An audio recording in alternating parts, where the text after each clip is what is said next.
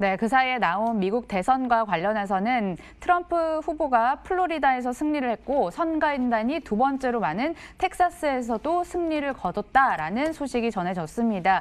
자, 우리 시장 흐름이나 미국 나스닥 선물 시간의 거래 흐름 그리고 트럼프 테마주 강세를 봤을 때 시장은 트럼프 대통령의 당선으로 일단은 해석을 하고 있는 상황입니다. 자, 과연 시장은 답을 알고 있다고 수급이 쏠리는 쪽으로 함께 몰려가야 되는 시점인지 이분과 함께 판단해 보도록 하겠습니다. 위드금융 정태근 팀장 함께합니다. 안녕하세요. 네, 반갑습니다. 네, 장 마감까지 5G 관련주라든지 대북 관련주 그리고 유니온 같은 히토리 관련주들도 네. 상승세를 보였습니다. 이게 시장에서는 흔히들 트럼프 대통령 관련주로 또 많이 기억을 하고 있었던 쪽인데 시장이 움직이고 있어요. 이쪽으로 붙어야 됩니까? 일단은 이 말씀부터 좀 드리고 싶어요. 결정이 되고 난 뒤에 액션을 취하더라고. 그러니까 조금은 안전하게 가자 이 주의다 보니까 뭐 좀 결정이 되고 난 다음에 좀 그 액션을 했으면 좋겠다고 말씀드리고 싶은데 지금은 분위기가 좀 많이 바뀌어가지고 트럼프 쪽으로 좀 기우는 분위기인데 오전까지만 하더라도 바이든 쪽으로 좀 많이 기울어진 분위기였거든요. 그리고 미국 증시 같은 경우에도 지난밤 그리고 그 전날 같은 경우에도 바이든 쪽에서 많이 기울었는데 일단은 지금 현재 기준으로 보게 되면은 지금 205대 209로 지금 트럼프가 내 지역 차이로 지금 앞서고 있는 걸로 나오고 있는데 어쨌든 뭐 바이든이 될지 뭐 트럼프가 될지 누가 될지는 모르겠지만 일단은 서두에 말씀을 드린 대로 저는 개인적으로 결정이 되고 난 다음에 조금 추적을 하셔도 액션을 좀 취하셔도 늦지 않을 것 같다는 좀 말씀 좀 드려보고 싶습니다.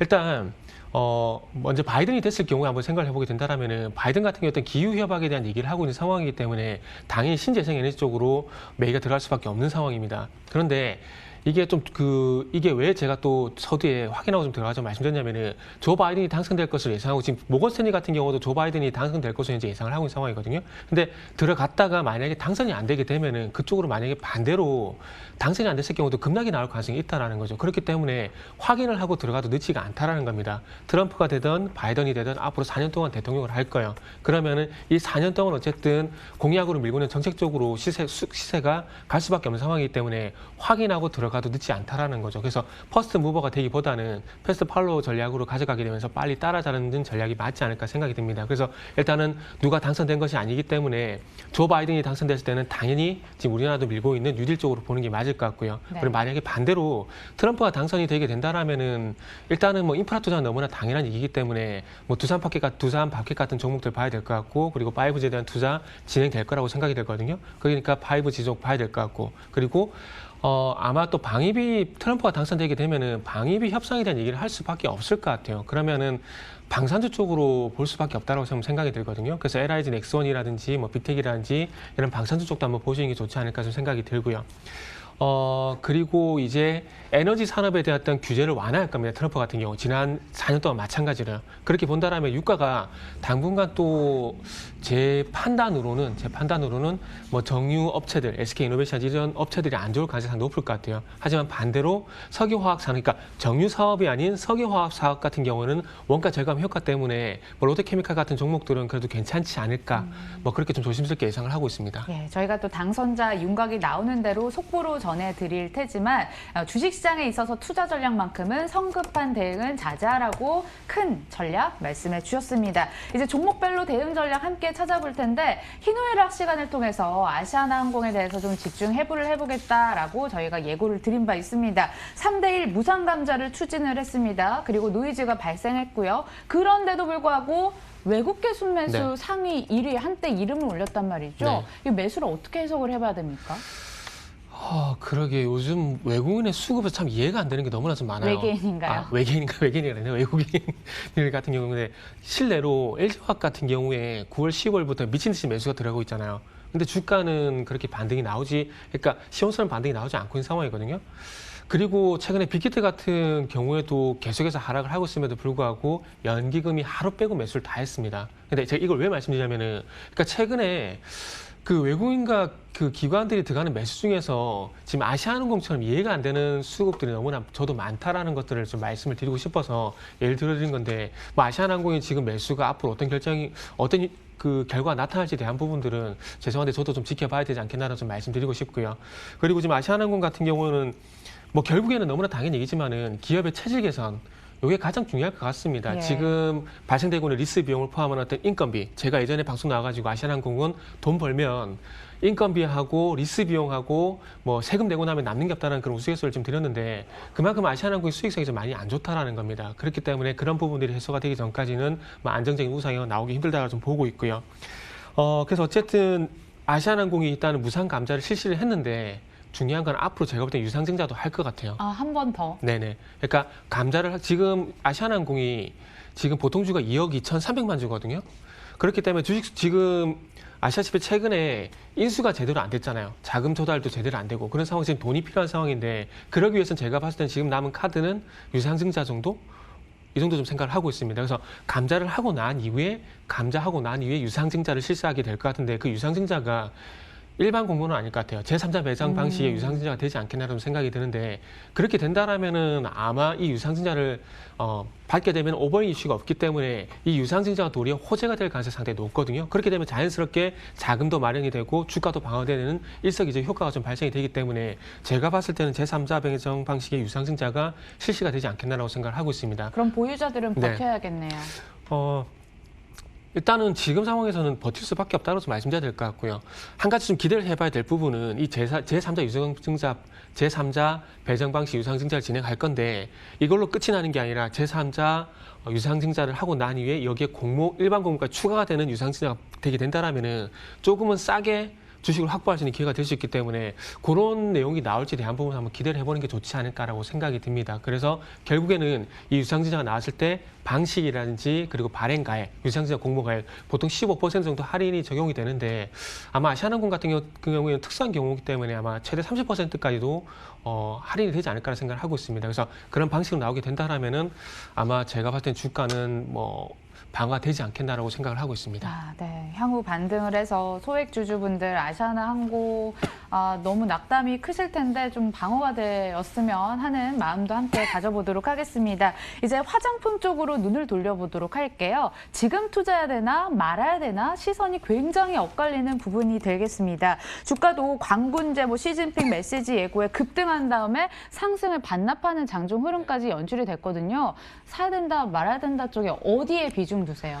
일단은 결론만 말씀드리면 저는 사야 된다고 봐요. 사야 된다. 네. 지금 분위기로는 일단은 오전에서 오로 넘어서 트럼프 쪽 많이 넘어가고 있잖아요. 네. 트럼프가 만약에 당선이 되게 된다라면 시진핑은 이제 바빠질 수밖에 없습니다.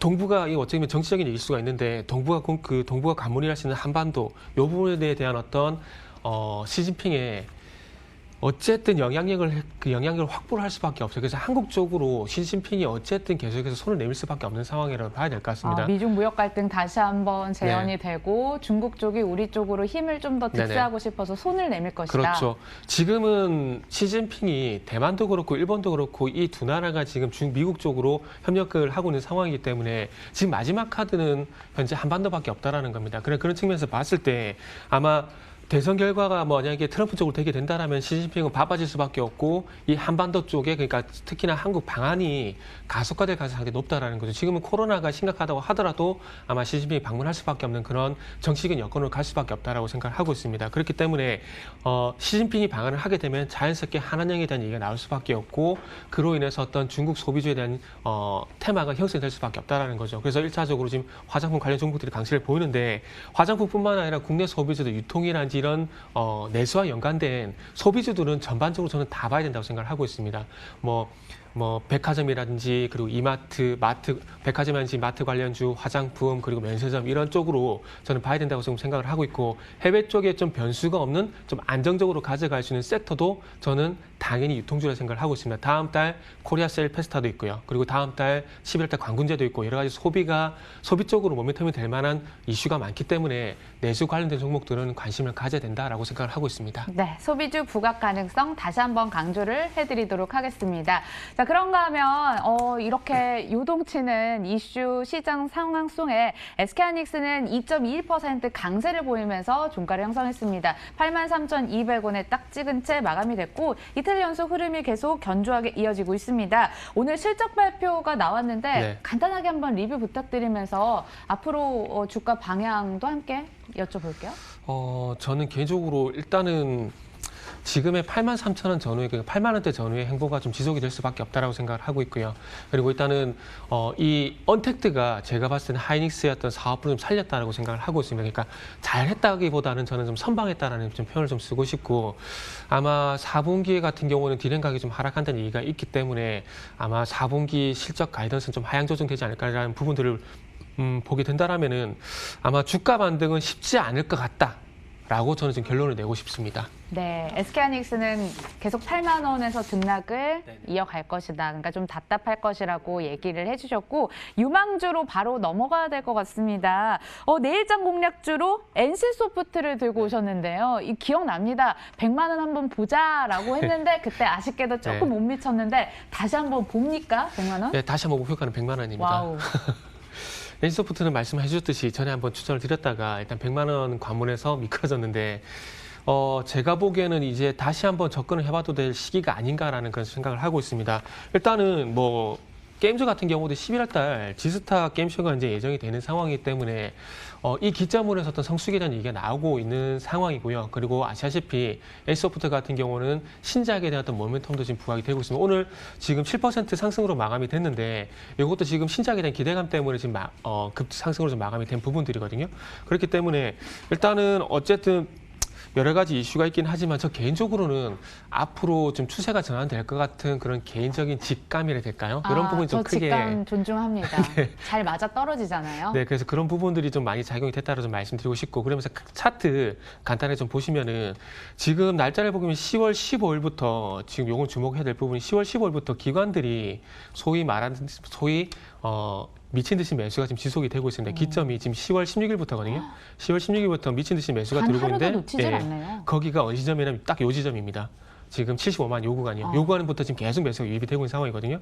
그러면서 오늘 지금 상승이 좀 폭발을 하고 있는데 아마 오늘 거래량과 상승이 최근에 이 답보 상태를 탈출할 만한 그런 상승 양봉이지 않나라고 저 개인적으로 좀 생각을 좀 해봤습니다. 그래서 지금은 추격 매수가 아닌 추정 매수라는 좋은 기회가 될 것 같아서 일단은 타이밍 좀 잡아봤고요.